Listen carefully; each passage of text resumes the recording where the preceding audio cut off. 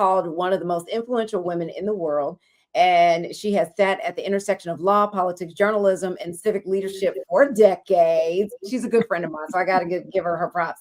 And she has never been afraid to tell America the truth about itself, even when it's uncomfortable. She's an award-winning author, so many books, journalist, legal analyst, and global voice on leadership, diversity, and civic responsibility. Now, she has a brand new book out called Redefining Freedom, Thoughts on Bridging Divides and Renewing the American Promise at 250. It dropped on April 28th, and it is part history, part civic guide, and part a love letter to America. Ladies and gentlemen, please welcome Sophia Nelson back to Read This, Read That. She is a cousin. She's a dear friend of mine. I've known her forever. Actually, we met on the Tom Joyner cruise. And by the way, I'm sorry before I let you say hello, Sophia.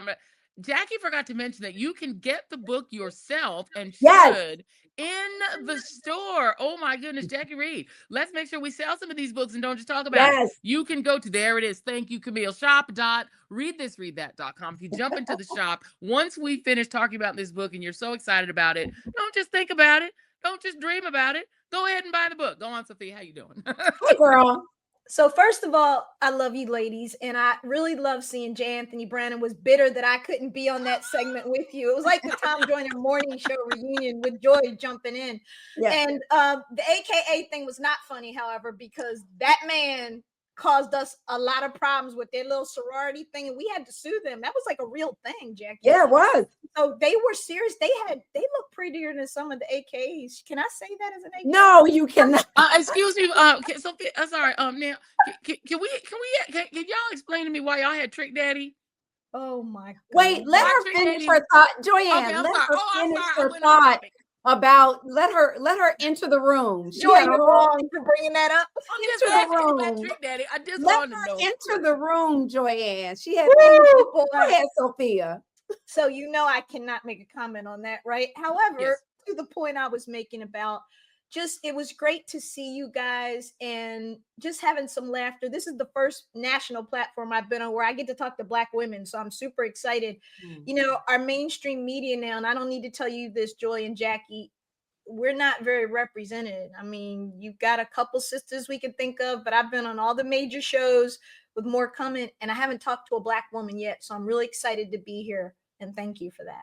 Wow, that's so crazy. Yeah, the landscape has changed tremendously. They have laid off and gotten rid of so many Black and brown people in legacy media newsrooms across the country. Really, it is not looking good. It's unfortunate. And then many of those, I'm not going to say all, but many who remain, whether they're of color or not, they're compromised in so many instances because what they're saying is being muzzled. They can't tell the whole truth. They can't tell the whole story because of business relationships, people being afraid of the administration coming down on them, suing. Trump wants to sue everybody, especially when they tell the truth about him or someone, in his family or whatever. So it really is, you're a journalist too, Sophia. It's an uncomfortable time to be a journalist, particularly if you're working for mainstream media. A couple thoughts. One, I think that Joy, Don Lemon, who I was on with last week, and Jim Acosta were three of, in my opinion, and I think of millions of Americans, three of the most important voices we had on the major networks. Voices that challenged the status quo, that told the truth even when it was uncomfortable. And it's amazing. You were talking about George Floyd and the distasteful jokes about someone who was murdered, right? Whether or not that's funny or not, we can debate that. But if we look at the climate of George Floyd, where we were and where we are now, they are night and day. And to the book, just briefly, because Jackie, I remember when we would get on a Tom Joyner, you'd be like, you'd have me on for every book. And you'd be like, girl, sell those books. Talk about the book. I got you. So it's not about that as much. And I've been very blessed. The book is doing well. It's made a couple bestsellers, so it's doing great. But the point is that when I wrote this book, I was thinking about the 250th. The semi-quincentennial, right? And what I didn't want to have happen was another book celebrating the greatness of America and the beauty. That's good. We can do that. That's not my book. My book is the book that says we have a very bad situation right now, but what is the path forward? How do we get beyond this? And that begins with a real honest discussion about freedom. Now, I couldn't have planned for the events of the past 3 weeks to happen the way they've happened. When this book was releasing, the Voting Rights Act assault by the Supreme Court, the southern states being the Confederacy has risen again. I live in Virginia, and you saw what our state Supreme Court did. I still have my jaw on the ground that one justice on our state Supreme Court, who was appointed by one of the conservatives governors back in the day, who voted this way, was able to actually overturn an election, Joy-Ann Jacque, while, by the way, Alabama, Louisiana, Tennessee, South Carolina, etc., are undoing maps and getting rid of black seats in real time and being sanctioned by the United States Supreme Court. Alabama just happened yesterday. Black folks, I need to talk to you for a moment. You know, I'm always the scholarly, smart type. I don't want to be that person right now. The person I want to be right now is you better wake the hell up and realize that we're going back to post-Reconstruction after the Civil War and after slavery. And everything we've gained is now in jeopardy. Everything we've gained in the last 60 years. And the three of us here were babies then, or not born yet, or about to be born at, you're talking late 60s going into the 70s. And, it's in our lifetime, or definitely in our parents' lifetime. And so I am deeply concerned, sisters, with the state of where we are, and our lack of response to it is what has me concerned. Yeah. Oh, go ahead, Joy-Ann. No, I was just going to say that, to me, it will be very difficult to sit down and write about America, given all that you've said that's happening now. But even if you just think about all the things that have happened in our lifetimes, there's been obvious progress, but the recalcitrance of the right, the recalcitrance of the refuseniks, if you put it in sort of Russian terms, are the people who just will never be able to get over the idea that we got out of chains. They just can't get over it. They can't get past it. It really does taint the whole American brand. And so when you sat down to sit and write a book about America, how did you get past that? Well, I opened the book on Howard's campus on election night because I was there covering for Atlanta Journal-Constitution and for Forbes. And I got a call from our county executive here in Loudoun County, who's a Black woman, Phyllis, a Democrat. She said, "We're in trouble." And I said, "What do you mean we're in trouble?" She said, "Harris is struggling to win in Virginia." And I'm like, "Wait a minute, Virginia's blue, and Biden just carried it by 10. I think Harris carried Virginia by 4 or 5. Her point was Kane was running 200,000 votes ahead. And this was the case we saw in every one of the battleground states, the states where she should have done well. She was running behind the rest of the ticket that was below her. What does that tell you? It tells you that there was a splitting of votes in this country. As I open up the book and I'm saying, how can it be that America twice, not once, but twice, elected a man who literally on the campaign trail was talking about sharks, Hannibal Lecter, how to be electrocuted on a boat and get away from sharks. I'm not making this up, folks. And his platform didn't exist. If there were theories he had, theories of a plan or something like that he had. And Harris had a plan. Before her, Hillary had a plan. They were smart, intelligent, credentialed. And the country said, nah, I'm going to elect this man who can't even make complete sentences work together, who has now been convicted of 34 felonies, slept with a porn star, but I could go on and on and on. And the country chose that. And that's where I kind of open, because that's where you got to park. You have to ask yourself a hard question. What is going on with America in 2026 now, where Italy has a woman prime minister, Germany has had one, Britain has had 3 females. I can go on and on and on. And in the great United States of America, the beacon of hope and light to everybody, women and people of color are losing rights faster than we can count to 10. We're going backwards. And so for me, the book is about freedom. And the book is about who has it and who does not. And how do we expand it to include all of us? Because 250 years later, it still doesn't include the 3 of us in the way that it should, and include immigrants and other people of color and white women even who vote against their own interest all the time, which I don't understand. And my question to the next generation, with whom I dedicated the book to, is what are you going to do to make this country the country it should be as it was on paper, as Dr. King said, that promissory note, right? That hasn't yet been paid. You need to pay it. That promissory note that said all men are created equal, not some, not a few, not just white. And that's where we have to begin this discussion, because we haven't gotten there yet. And nobody wants to have that conversation, ladies, while the country is steadily and quickly undoing diversity, undoing equity, undoing inclusion. What is it? 600,000 Black women lost jobs in the last 15 months between corporate and public sectors. Like 300,000 to 600,000 Black women in this country were targeted. We have a serious crisis, and I don't think we're paying attention enough, and I'm deeply concerned about it. So that's what I'm writing about, that urgency. Let me talk to you about this because, people may know, if they don't, you're a former Republican. You've left the Republican Party. So I know you can really speak to this. And you're great at reading political tea leaves, like watching the movement, what's going out there. You really study it well. We hear constantly, or consistently, I should say, about people that are MAGA, who are disappointed with Trump. We see people like, Tucker Carlson and Megyn Kelly, but not just them. We're hearing from actual citizens. There's a whole movement on social media of former Trumpers and this and that. Should we feel hopeful at all that those people are going to leave the party as well, or tip the scale back in the Democrats' favor in some kind of way? Is there enough of a movement of this anti-Trumpism from MAGA that'll make a difference come midterms? No, that's a distraction. Don't buy into it.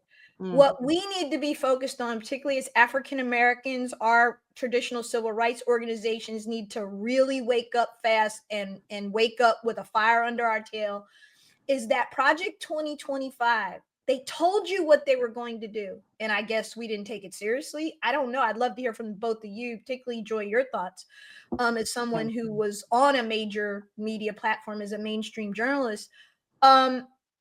I don't think we took it seriously enough. And if you actually read just the executive summary, they have implemented probably 50% in just the first year or so.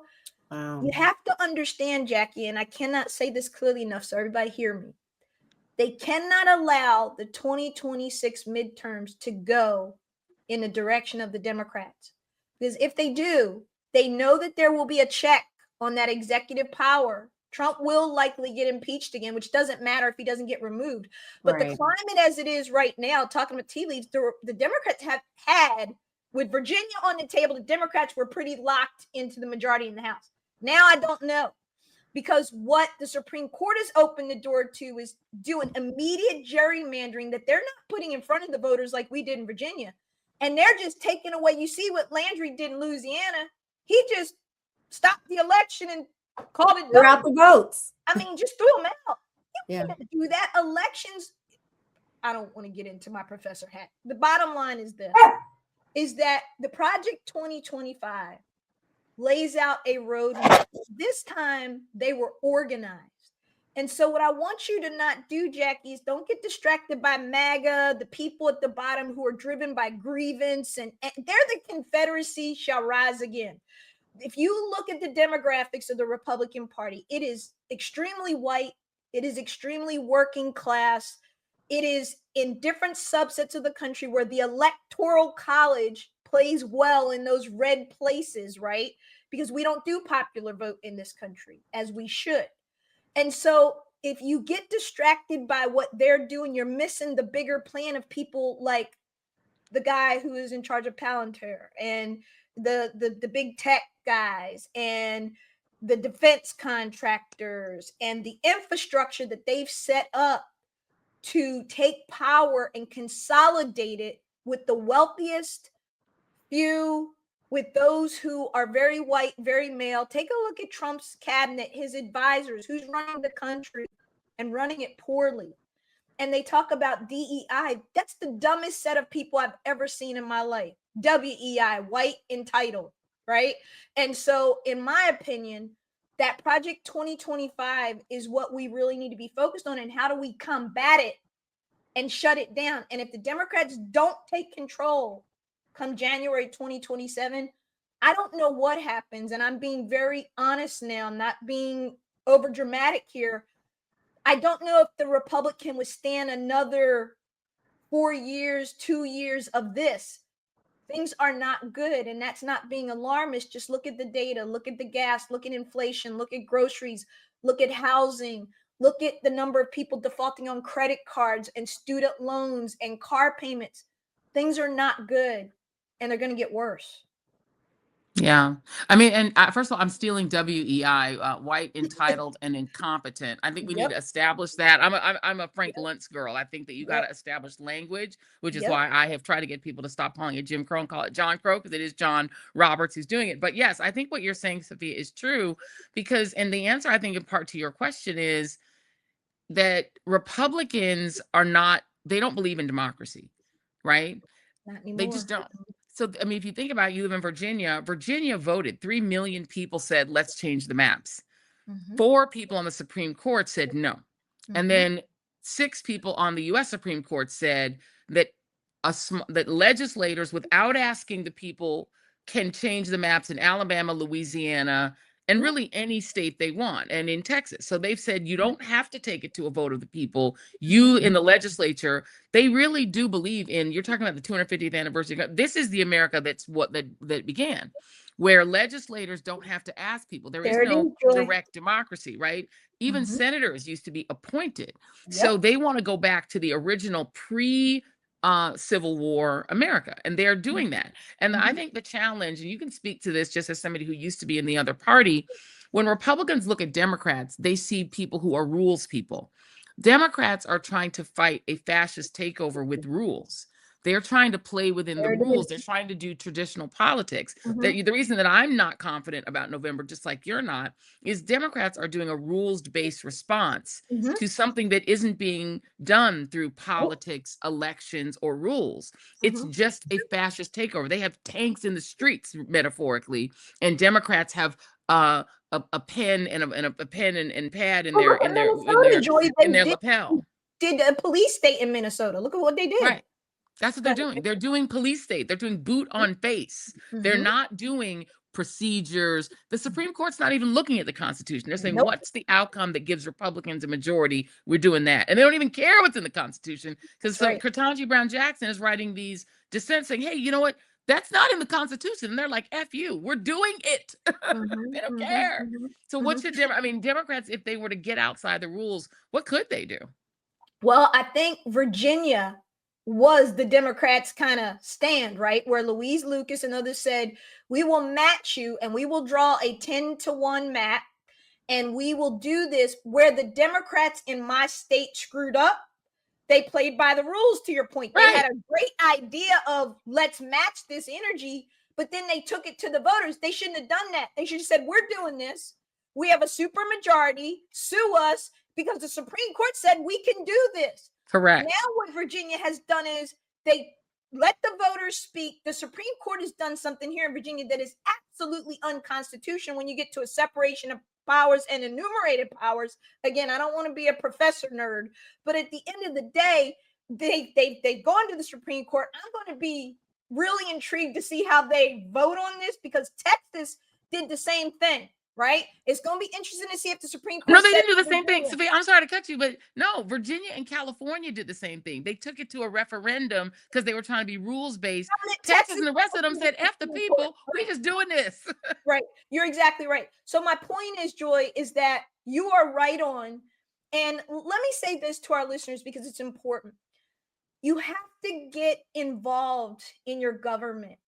It does matter. You are affected by it. And democracy does not sustain itself. Coretta Scott King said this, and this inspired me to write the book. She said, in essence, freedom is renewed and won again in every generation. It is not static. It is not promised. And so I think we as Black people in particular got real comfortable with the gains made in the 60s and the civil rights movement, Reverend Jackson and the Rainbow Coalition, which expanded and, bound us together with other groups. And we diluted our strength as African Americans because we were busy supporting other groups and other movements that, by the way, you don't see them talking right now to help us in voting rights. I say all that to say that we lost our way here. We got complacent. We got comfortable. We thought we had arrived maybe. And we thought we were moving towards a more egalitarian, equal society. Well, surprise, racism has reared its ugly head once again. And my argument, Joy and Jackie, is that the way something begins is usually how it ends. This country started half slave and half free. Look at the census that was done in 1760, go back to 1780 and on and on. In the South, the enslaved persons were more than 30-40%, which brings you to the 3/5 compromise. 3/5 of a person. That's how we were all defined, our ancestors. So what I'm saying to you is, how do you think a country that's founded on that value system, that says liberty for me and not for thee, freedom for me and not for you, and then we finally get it, we get the 13th, 14th, 15th Amendments. They want to do away with due process. They want to do away with the 14th Amendment. I actually now think the Supreme Court will do it. I didn't before. Now I'm suspect. They will. I mean, I really think they're going to do it now. And then what they're going to say is they're going to narrow it to the former enslaved people, and then somehow tell those of us that are Black, well, you don't fit into that because you weren't enslaved. You see what I mean? It's a circular, dangerous game that this Supreme Court is playing. But I think the last point I want to make is, folks, the way our government was set up, I opened the book with Ben Franklin's quote, "A republic if you can keep it." What he meant by that was this, that in a democratic republic, you have checks and balances. You have 3 equal branches of government. The founders never envisioned ever, if you read the documents, that we would ever come to a day like 2026 when the Congress and the judiciary would watch a rogue executive violate the Emoluments Clause every day, violate things like the Tariff Act and executive powers, the War Powers Act. Trump is running wild and there is no check on him. They never saw that because the way they build our government is, it really operates on a honor system, right? Of we do our job, you do yours, they do theirs. For the first time ever, we've had the system aligned in a way where a rogue executive has been given more power by the Supreme Court than ever. We've seen the decisions, and you're seeing the fallout. So if the Democrats don't take control of the House of Representatives, at least the Senate was in play. I don't know how that works out at the end, but ladies, if they don't win control of one of the branches of government next time around, we probably get a Republican president again in 28.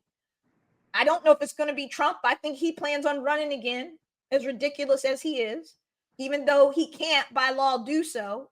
We know he doesn't pay attention to the law. They don't care, as Joy said. So folks need to wake up, and you ladies have been saying that on your show for a minute. I saw the show that you did with, Trump calling Rachel the B word and the way he disrespects Black women and journalists. Things are really not great right now. They're just not. I got dogs barking in the background, so I'm gonna try to get my question in quick. I'm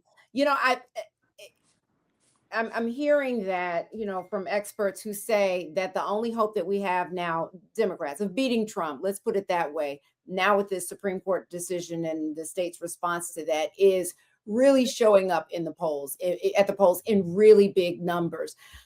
But if Democrats, to Joy's point, continue to play by the book, I don't know how they're going to be able to motivate the numbers. I don't think they have the strategy to even shake things up enough to get people to the polls. Like, what advice would you give the Democratic Party at this place? Because I just feel that a lot of people are hopeless that now with the Supreme Court decision that anything is going to work to defeat Trump or, at least limit his power. So, Jackie, that's an excellent question. And that's exactly what we need to focus on, which is one of the problems that got us to where we are is 50%. And I said 50% of this country doesn't vote in any election. It just doesn't vote. The vote is the most powerful weapon the people have against a rogue government. It's why Dr. King and A. Philip Randolph and Thurgood Marshall and others fought the way they did under pain of death. All of us met and knew John Lewis. You could see the scars in his head from the Pettus Bridge beat down at Selma. They literally put their blood on the line for us to have that right, because the vote is power. So the path forward is kind of simple. One, the No Kings movement has really been a good movement. That needs to translate into votes and holding Congress accountable by us either blowing up their phone lines, their email, their text, whatever we need to do consistently, where we say, you keep doing this, you won't have a job come next November. We all know that they like being reelected more than anything in the world. They don't care about anything other than being reelected. So I think we have to focus on voter registration, grassroots. But to Joy's point, if the Democratic leadership continues to put out these statements, like Hakeem and Chuck Schumer love statements, nobody gives a damn about your statement. What is your plan? Like Virginia, Governor Abigail Spanberger, get yourself together, recall the legislature now, call a special session, and tell them to gerrymander that map the way you want it done and push it through and go now. Now we're just like all these other states, and they're the Supreme Court, which can do nothing unless it's sued up to them, in this case, separation of powers, 10th Amendment. But that's what Joy's talking about, folks. The Democrats in my state have an option to fix this. They can call the legislature back right now and just gerrymander like everybody else is doing and say, well, Louisiana did it and Texas did it and Alabama did it. Why can't Virginia, a southern state, do it? So I think that's the path forward. You know, you cannot bring a knife to a gunfight. And that's what the Democrats keep doing. And they're going to have to wake up. And also, I think another point is the treatment of the Black community, which has been the backbone of the Democratic Party's electoral victories, Black women in particular. We're going to have to think long and hard about what we do. And I'd love to get your thoughts on this, both of you, on what we do to, how do we leverage that, given that the Republicans are not an option ever at this point, and the Democratic Party doesn't seem, look at how they treated Kamala Harris. She got the nomination late, but look at how people have talked about her afterwards, maybe running again. It's not very kind. I would love to know what you guys think, but the way forward is voting, Jackie, and organizing. And 50% of the electorate cannot keep sitting out elections because you see the outcome. Sorry, I got so many dogs barking here. It's all good. It's in stereo, so I'm muting. But no, I agree with you. I think I think the Democrats need to throw the book away. They need to burn it. And they really need to be radical as they can. You know, what you're talking about in Virginia, but everywhere. They're always asking for permission and trying to do things. But just do, you know, they're breaking rules over there. We need to break rules too. Absolutely. And to me, that's what needs to happen. I talk on the show all the time about how frustrated I am with Democratic leadership and the lack of courage that they have. And these, you know, emails that they send or statements that they make, you know, that are harshly worded. You know, I remember when some of the Dems, I don't know if it was Schumer or somebody who was saying the F word on air, like, you know, and I'm like, what are you doing? You know, what's cool? I think it didn't. I also think that, you know, there's a whole debate in the chat going on about whether the Dems are too weak or they're going to do it. Is Abigail going to do anything? No.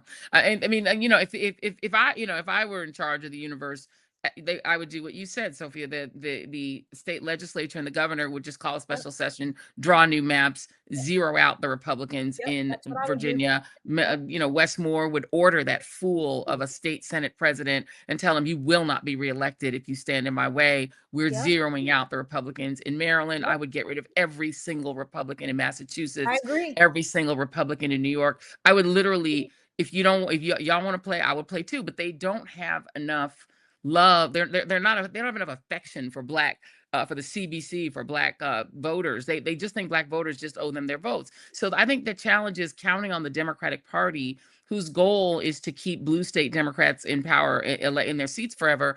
They're not the ones we should be turning to fight. And you can't show up to people who can't pay their rent and can't afford. I just filled my gas tank up. It was like $5.80 a gallon or something today. And people who can't afford to fill their car up. They have $10 and gas is $5 a gallon. They can't get home. They can't afford a bus route. They can't afford anything. People who are struggling, when you tell them register and vote, that goes in one ear and out the other. I think what we need to do as a community is this message of vote blue no matter who, they ain't working for us. And it's not working for a lot of our people that don't vote. The half of people who don't vote, it was 31% voted for Trump, 30% voted for Kamala Harris, and 33% didn't vote at all. That 33% is hard to get at because they're mainly economically struggling.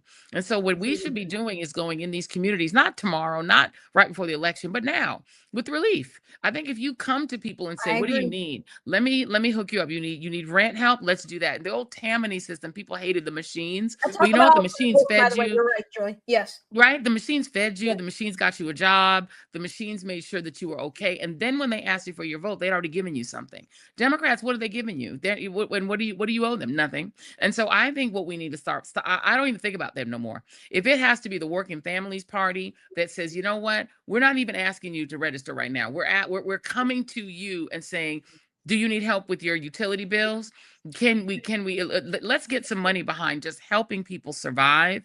And then when we get down to election time and time to register, it'll be more legitimate if somebody who's already been helping you comes to you and says, now this is what I need you to do for me. I just need your vote.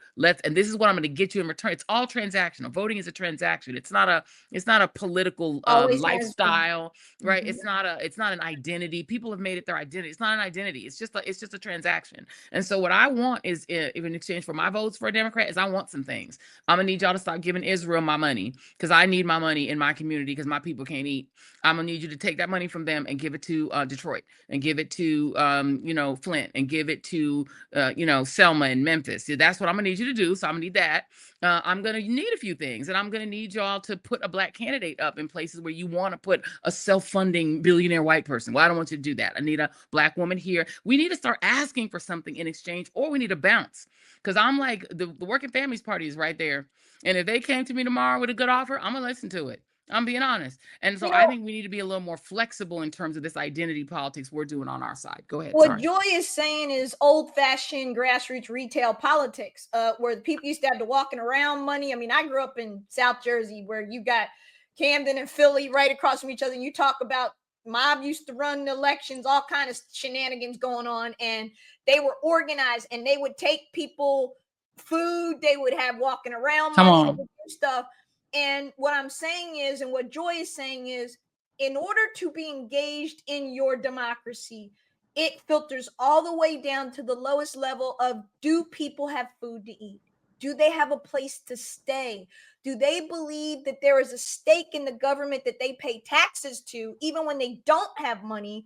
What is it that I am getting? Everything in this life, and Joy, we're Gen Xers, but if you go to this millennial and down, they look at life very differently.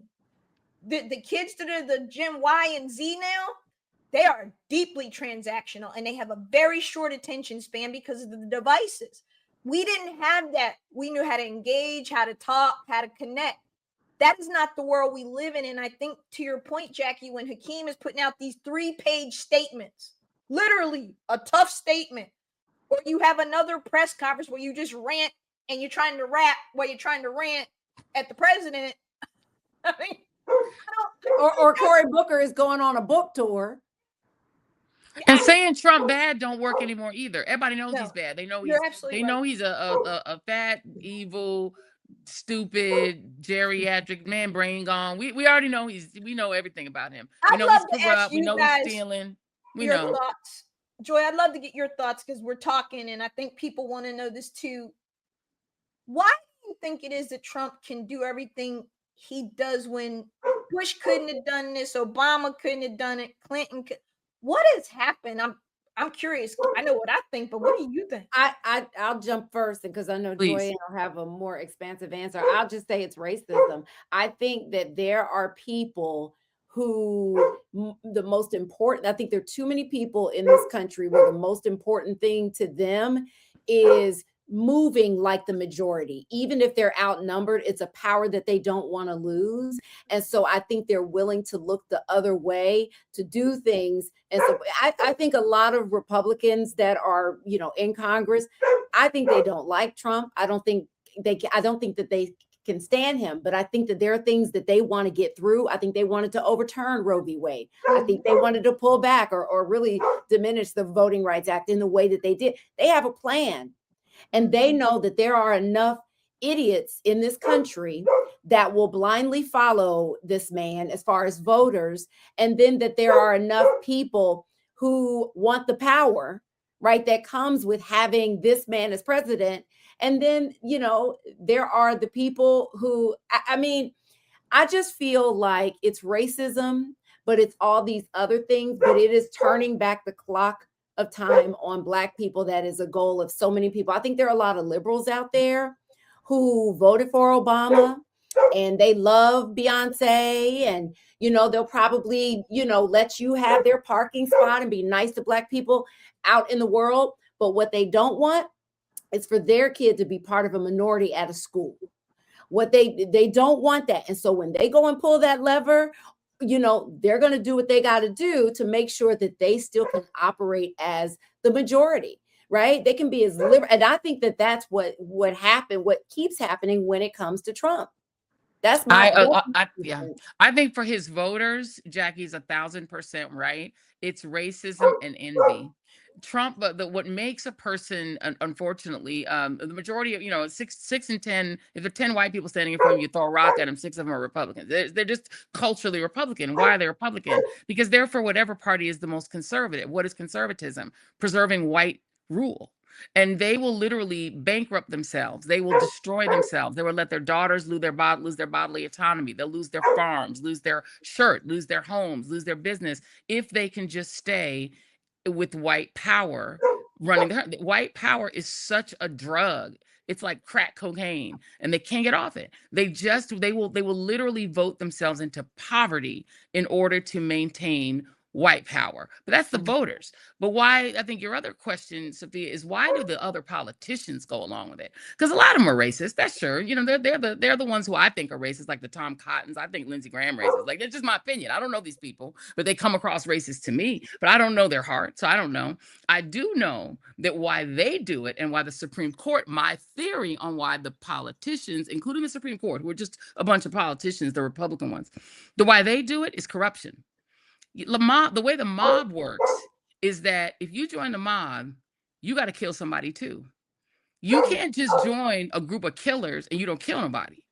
If you're not corrupt, you can't be in the gang because you're not dirty. You got to get a little taste. Everybody got to get a little dirty. It's like being in a street gang. If that gang is killing people, you got to kill somebody too. If that gang is robbing, you got to rob too. They're all in the corruption.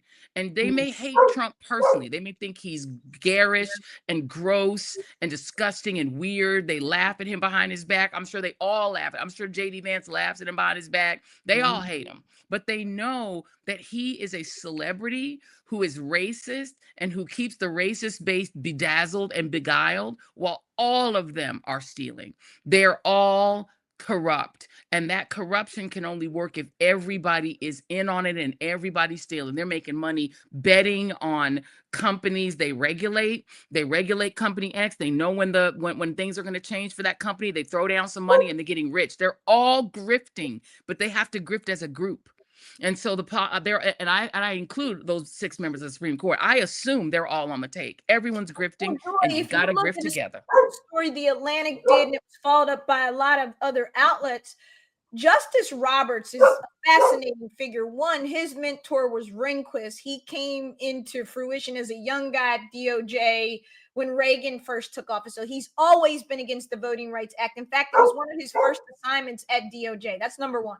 Number two, his wife is one of the most influential K Street lobbyists, as quiet as it's kept, who financial reporting showed they kept something like $10 million. Correct. They didn't report it the way they should, and those cases were coming before the court, and he didn't recuse himself. So your point, I bring that up to say Joy's not just calling people corrupt. She's not just shooting from the hip. What we're telling you is there is, from the day this country began, there was a systemic process to keep Black people oppressed financially, physically in bondage, emotionally, every way you could think about until we were freed. Then there was this Jim Crow that happened, which was another 100 years of a different type of bondage. And now in the 21st century, you've got the regression of rights bondage, as I call it, which is affirmative action destroyed, DEI destroyed, anything governing rights now destroyed. Civil rights has got to be next. And like I said, they're going to come for Loving versus Virginia and the same-sex marriage. They got to chop. Not Loving though, because that's going to mess with Clarence money. Yeah, but what I'm saying is Loving is the basis by which they passed the Supreme Court case on same-sex, and I don't remember, I think that's Hodges, right? Or something like that. But the bottom line is that what I'm saying is they've got to chip it away, to your point, Joy, because the truth is Black people still haven't achieved parity. If you look at the pay gap right now for Black women, forget everybody else, Black women would take us 232 years. I said 232 years to achieve pay parity with white males for the same education, same job. That wage gap and the wealth gap is expansive. The average white family in this country has about $200,000+ worth of what you call wealth or assets. Black families, it's about 40-something thousand, right? So, and it's even lower for Hispanics and others. So my point is that I don't get what my fellow white citizens are angry about, and I mean this sincerely. Corporate America is still run by 90% white males in the Fortune 500. Every room you go into, whether it's academia, industry, corporate, foundations, the military, is overwhelmingly run by white men. But you know why they're mad though, Sophia? The reason they're mad is they want that. They want to have all the money, all the opportunity, all the CEO gigs, all the jobs they want. And number one, they don't want to have to earn it. They want to get it because they show up. And number two, they don't want to have to feel bad about it. They don't want to be told that history shows that they have what they have because of theft. They don't want to hear that. They want to feel good about having everything. They don't want to have to think about history, think about us, think about civil rights, think about Jim Crow. They don't want to think about history because when they look at history, if they were honest with themselves, they would know that most of what they have is theft by their ancestors that was passed down to them, and they don't want to think about that. They want to believe that they have that it's a meritocracy because that's the only way they can have self-esteem. If you are Pete Hegseth, you need to believe that what you're doing is a meritocracy, not a mediocrity. You cannot accept that you are a mediocre white dude who is completely unqualified for your job. You need to believe that the Black 4-star general only got his job because he was Black, but not you. These people are and that's why I said it's racism and envy.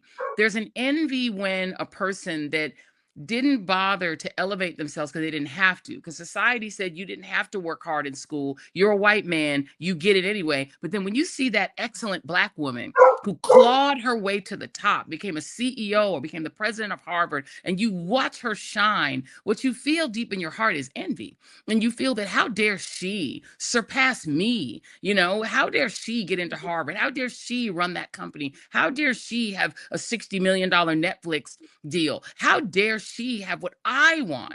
And because they've been taught that they don't have to do much, that they get it just by existing, they can't accept that we don't get it just by existing. They're projecting onto Black women mainly and Black men that we must have gotten what we have just by being Black because they've gotten what they have just by being white. And the reality is how we get where we are is we have to work 10 times hard. Our parents all told us that. They don't. They don't have to work 10 times hard. They just have to have an uncle who's so-and-so, get them a hookup. They just have to have a friend that's so-and-so's. They're getting hookups and thinking that they are geniuses. You know what I mean? You're at third base and thought you hit a triple. But we have to claw our way to third base. Then you're mad that we're on third base. You're like, you took my base. It's like, no, I clawed my way to that damn base. And again, Joy is not talking out of school here. You're talking about a woman who's brilliant, went to Harvard, and is just an amazingly smart, brilliant woman who. And I had to have a junior college dropout tell me that I stole my spot at Harvard from a white man, the late Charlie Kirk. And that not only did I steal my spot at Harvard from a white man, he couldn't accept or believe that I could have deserved to go to Harvard, or that Mrs. Obama deserved to go to Harvard, or that Sheila Jackson Lee, or Ketanji Brown freaking Jackson. They can't, it blows their mind to think that Ketanji Brown Jackson could actually just be a brilliant genius that made it onto the court by her merit. In their mind, everybody Black that has something got it just because they're Black. They can't accept it because they got what they have just because they're white. Jackie, I think an important thing, though, I think we've all talked about what's broken, what's wrong, and we could go on and on and on as 3 Black women of our generation, and we've been blessed in many ways, but the reality is if you take the 3 of us and you take 3 of our white female age cohorts, everything being equal, and you look at where some of them are, and you look at where similarly situated Black women are and what we've had to do to, again, Joy being her brilliant self on MS every day and telling the truth like others on that network do that are still there, but somehow Joy had to go. Joy was saying too much or doing too much or irritating. I don't know what it was.